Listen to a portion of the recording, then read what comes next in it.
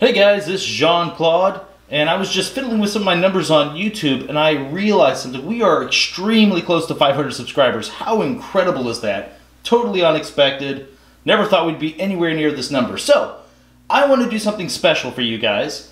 Whenever we hit 500, it's going to be a couple days after that, I'm going to open a deck for one of you guys. Now, here's how you're going to have an opportunity to win this deck. You're going to need to make sure you're subscribed, you're visible, so I can actually see your name on the list, and you also need to be a Twitter follower. So I will send out a tweet later on next week, and you're going to tell me your subscriber name on that particular tweet. The reason why I'm purposely waiting, I know we're going to hit 500 before the end of next week, but I'm waiting a little bit because sometimes it takes a little bit of time for the subscribers to actually show up on the subscription feed on YouTube. So I want to make sure you guys have enough time. If you just now had subscribed in the last couple days or so, maybe even as of today's shooting, I still want you to have an opportunity to win. How awesome is that? Since it will be next week, looks like you'll be getting a deck from this box. And this box has been pretty good so far. We opened our first ever OTK from it. So that's something to look forward to. You at least have greater odds. Yeah, a lot of people seem to think that if a box has something, there's like sort of pockets of cards. All right, today's deck, Mars, Dis, and Untamed, the rocket scientist that sculpts evolution. Man, this box is also, I'll say this, you probably have great odds of at least having a fun name, because this box has been chock full of just great, coherent names. Alright, we're going to start right off with Untamed. It's Way of the Wolf. Upgrade, Amber Navy Plate. This creature gains Skirmish. Way of the Bear. Amber Navy Plate, it's an upgrade. This creature gains Assault 2. Very nice. Oh, Witch of the Eye. 3 power, Reek. Return a card from your discard pile to your hand. Niflape, 3 power. When he's attacking, ignore Taunt and Elusive. Mighty Tiger, I love this guy. 4 power, whenever you play him, he deals 4 damage to an enemy creature, like the immediate effect. Wow, Flaxia, 4 power, gain 2 Amber if you control more creatures than your opponent, which so far we have a decent amount of creatures. This is our 4th one, let's hope for some more. No, why? Why do I say it? Oh, jeez. Oh my gosh, okay. Well, we do have Troop Call to help us find a Niffle. If he happens to be in our discard pile, Amber, whenever you play it, return each friendly Niffle creature from your discard pile and from play to your hand. Regrowth, nice. Amber, whenever you play it, return a creature from your discard pile to your hand. Wow, Mimicry. When you play this card, treat as a copy of an action card in your opponent's discard pile. Very nice. And there's 2 of them. Oh, love this card. Fantastic opening. Full Moon for the remainder of the turn. Gain 1 Amber each time you play a creature. So we only have 4 creatures, not that hot, but at least Troop Call gives us another way to get a 5th creature in a sense. We're able to play another one with the Full Moon. Fog Bank. Amber, whenever you play it, your opponent cannot use creatures to fight on the next turn. I love these sort of effects. The things that make where your opponent can't fight or use actions is a very good, powerful effect. Now we're on to Mars. It's Zizix the Many, 3 power, Fight Reap. You may reveal a creature from your hand. If you do, archive it, and it gets +3 power counters. Very nice card. And there's 2 of them. Cool. Yixlix Dominator, 9 power, 1 armor. He has Taunt, and he displays Stunned. Vesma Think Drone, 3 power, whenever it reaps. Archive a friendly creature artifact from play. Pretty good with that Mighty Tiger, just being able to replay it. Tunk, 6 power, 1 armor. Whenever you play another Mars creature, you fully heal Tunk. Cool. Oh, this guy's actually really good. We named him Felix in an old video, so we're sticking with that. Felix the Disintegrator, he's 1 power elusive. As an action, your opponent loses 1 Amber for each other friendly Mars creature. Pretty good. Oh gosh, I was going into the fact that we have more Mars creatures, or we have a decent amount. That means it's done, right? We don't have another chance of opening another one. Reverse Jinx, we did it. Alright, it's John Smith, 2 power elusive. Fight, Reap, ready a non-agent Mars creature. Really good, especially if you combine it with Felix here. Love that. Swap Widget, it's an artifact. Action, return a ready friendly Mars creature to your hand. If you do, put a Mars creature with a different name from your hand into play, then ready it. So we've seen some crazy things in other decks that we can do with this. Sometimes being able to just pull up Yixlix Dominator just to heal him, you know, get him back down. He's taking a lot of damage. He's taking out some of your opponent's creatures. Replaying him is very nice. I don't see, I mean, it's just a good card. It's just a nice solid card to be able to quickly ready something that's in your hand. Mother Gun Artifact. Reveal any number of Mars cards from your hand. Deal damage to a creature equal to the number of Mars cards revealed this way. Combat Pheromones. Whenever you play as an artifact, sacrifice it. You may use up to 2 other Mars cards this turn. We have some okay things here. Let's see. Yeah, let's, I mean, just being able to reap is always nice. Soft Landing, the next creature artifact you play enters this turn ready. So you typically want Squawker, but it's not too bad considering we had 3 artifacts here. I don't think you're going to use this on a Mars turn, but it's actually nice to be able to use these guys right away as soon as you play them, so at least you have that option there. Phosphorus Stars, stun each non-Mars creature, gain 2 chains, just awful. Okay, at least there wasn't 2 of those. Now we're on to Dis. It's Flame Wreath. 1 amber, and if you play it, this creature gets +2 power and gains Hazardous 2, like this card. Toxin, 3 power, Reap. Your opponent discards a random card from their hand. Excellent. Tentacus, 5 power. Your opponent must pay you 1 amber in order to use an artifact. Succubus, 3 power. During their draw card step, your opponent fills their hand to 1 less card. Very powerful. Stealer of Souls, 6 power. After an enemy creature is destroyed fighting Stealer of Souls, purge that creature and gain an amber. Schuler, 5 power. Play. If your opponent has 4 more amber, you can steal 1. I've noticed, at least lately with Dis, I never seem to open multiples of the creatures. I just have this sweet package of just every single different type of creature. Guardian Demon, 4 power. Play, fight, reap. Heal up to 2 damage from the creature. Deal that amount of damage to another creature. Cool. And 2 Guardian Demons, only because I said something.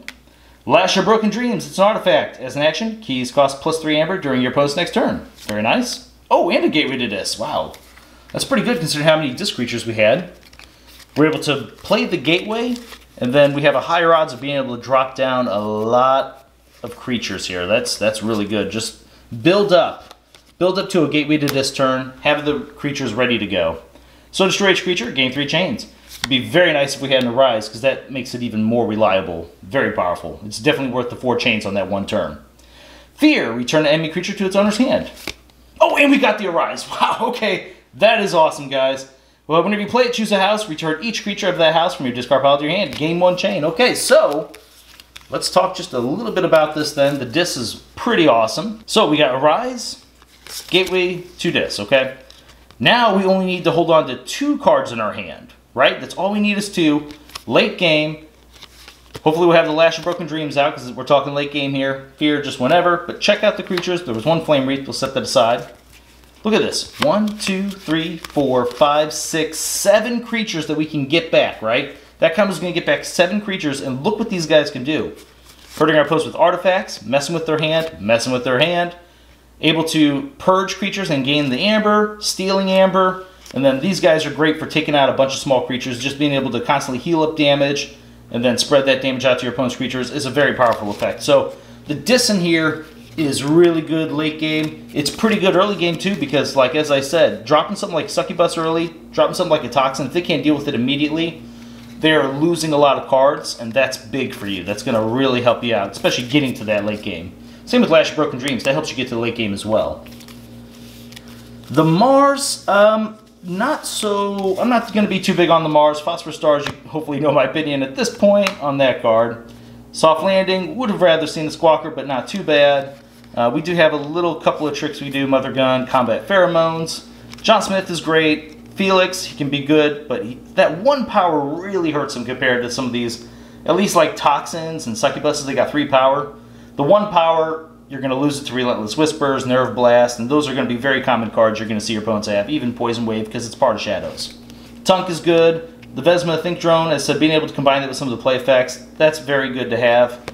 Yicklix Dominator, just an all-around solid card. It's just protecting, that's really all it is. And if you can protect even something as simple as a Zizix the Many, making this guy suddenly a 9, 12 power creature, I mean, if I've hit this guy up to 18 power in some games, and it's just nuts. Because once the ball gets rolling, if your opponent doesn't have very specific cards, whether it's board wipes or fears, certain things are just going to immediately target and get rid of 1 creature.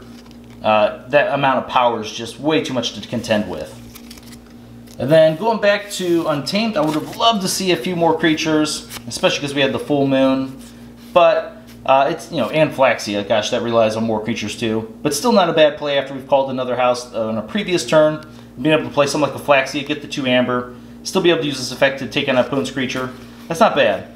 And Witch of the Eye is always good. It's just not reliable because it's another one of those cards your opponent's waiting. Especially if you're playing Archon format where they can see what cards you have inside your deck. They're going to be waiting. They're going to have an answer for this Witch of the Eye. Okay? But what I do like about this deck is if they do have that one answer, check it out. We got the Regrowth.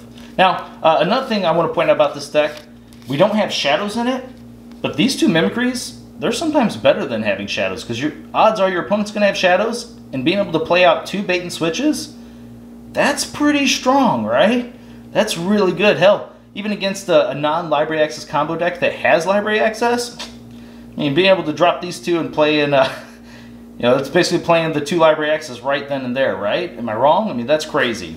So at least you could at least figure out how to pull out, drawing your entire deck, especially because you at least have some ways to replay the creature thanks to Troop Call. You have these cards that are essentially giving you 2 more ways. These are like the phase shifts in this sort of deck, just because you get to play an additional card off these. So yeah, very interesting to notice a little bit of that in Untamed. So at least has that going for it, which is kind of weird.